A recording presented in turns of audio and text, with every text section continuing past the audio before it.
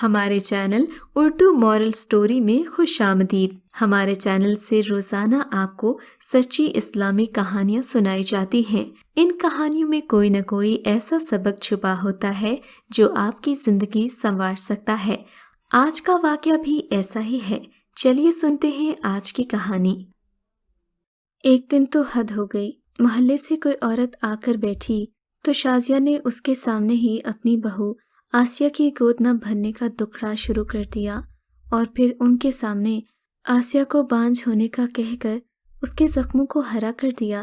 Asiya kitchen سے tray میں لوازمات اٹھائے آئی تو شازیہ نے باتوں کا رخ موڑ ڈالا، مگر اس عورت نے آسیہ کو ہمدردی کے ساتھ ساتھ مشورہ بھی دے ڈالا کہ اپنے شوہر کو دوسری شادی کرنے دے، اس کی اولاد بھی تو آخر آسیہ کی اولاد ہوگی۔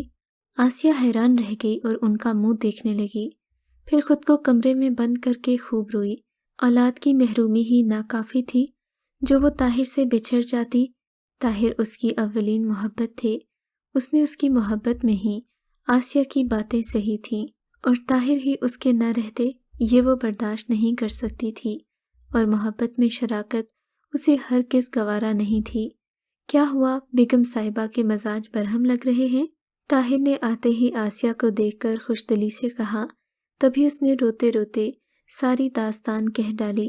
میں ایسا کبھی تصور بھی نہیں کر سکتا، اور پھر اولاد تو اللہ کی دین ہے، مجھے ملنی ہوگی تو تم سے ہی مل جائے گی، اگر میرے مقدر میں نہیں تو 10 شادیاں کر کے بھی نہیں ملے گی۔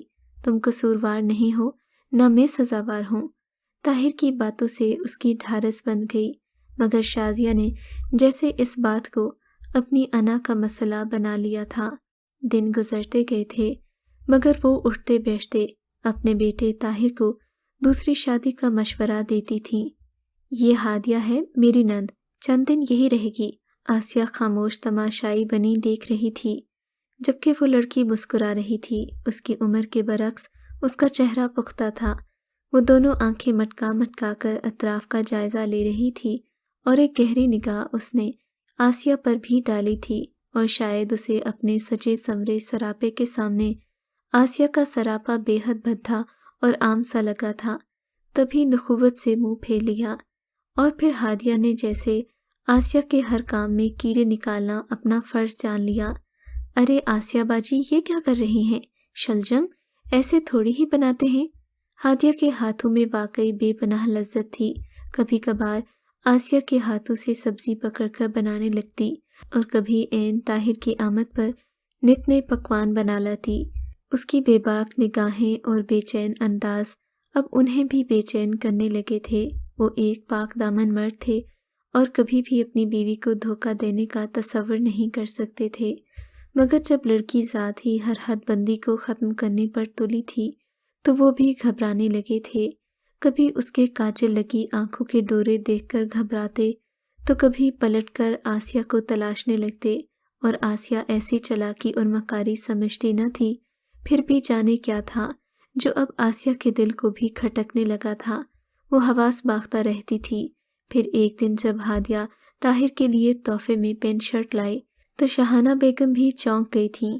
یہ تمہاری رشتے میں لگتی نند کب واپس جائے گی؟ شاہانہ بیگم نے بیٹی کو ٹوک دیا۔ وہ نہ جانے کتنے دنوں سے یہ سب تماشا دیکھ رہی تھی، اور اب مزید خاموش رہنا خطرناک ہو سکتا تھا۔ امی آپ کو بتایا تو ہے کہ 10 بہن بھائی ہیں، ان لوگوں کے حالات تنگ ہیں، بیٹیوں کو جلد از جلد بیاہنا چاہتے ہیں، اسی لیے اس کے رشتے کی غرض سے اسے یہاں بھیجا ہے تاکہ آپ کوئی اچھا رشتہ ڈھونڈیں۔ شازیہ نے سبھاؤ سے بات کی تھی۔ ارے ہم کیا ڈھونڈیں، یہ تو خود ہی رشتے تلاش کرنے نکل کھڑی ہوئی ہے۔ یاد رکھنا بیٹا، از خود رشتہ تلاشی لڑکیاں ہمیشہ آلودہ ہی گردانی جاتی ہیں۔ توکل اللہ کی ذات پر ہونا چاہیے، جو مقدر میں ہوتا ہے وہ مل جائے گا۔ شاہانہ بیگم نے ناگواری سے کہا تو شازیہ نے برا سا منہ بنا لیا۔ وہ ہادیہ کے لیے راہیں ہموار کرنا چاہتی تھیں تاکہ ہادیہ ان کی بھابھی بن جائے۔ ضروری تھا کہ وہ ماں کو اس کے لیے ہمدردی پر اکساتیں، مگر شاہانہ بیگم نے اس لڑکی کو یہاں سے چلتا کرنے کا حکم دے دیا، اور ہادیہ جو دروازے کی اوٹ میں کھڑی یہ ساری باتیں سن رہی تھی سخت ناراض ہو رہی تھی۔ اب جلد از جلد اسے کام تمام کرنا تھا، اور اس کے لیے اسے شازیہ کی مدد درکار تھی۔ نہ جانے شازیہ اور ہادیہ نے آسیہ کی چائے میں ایسا کیا ملا دیا تھا کہ وہ نیند میں گم ہوتی چلی گئی۔ آج سارا کام ہادیہ نے کیا تھا، طاہر کے من پسند کھانے اور خود شاہانہ بیگم کو بھی شازیہ بہانے سے لے کر باہر چلی گئی۔ امی چلے نا، آج فاریہ کے سسرال جانا ہے، آپ میری بچی کے سسرال نہیں جائیں گی؟ جبکہ شاہانہ بیٹی کے سامنے بے بس ہو گئی تھیں۔ پھر انہیں تسلی ہو گئی کہ آسیہ بھی گھر پر ہے، اسی لیے انہوں نے آمادگی ظاہر کر دی۔ جب طاہر گھر آئے تو سامنے ہادیہ کو گہرے میک اپ اور چست لباس میں دیکھ کر ٹھٹک گئے۔ آسیہ کہاں ہے؟ انہوں نے بیزاری سے کہا۔ جی وہ تو سو رہی ہیں، ہادیہ نے سادگی سے کہا۔ بات سنو، تم انہیں بھابھی کہا کرو تو زیادہ بہتر ہے۔ ہادیہ نے طاہر کی بات کا مدعا سمجھ کر سخت برا بنایا۔ وہ انہیں کیا درجہ دینے کی خواہاں تھی اور وہ اسے کیا نصیحت کر رہے تھے۔ میں آپ کے لیے چائے لاؤں؟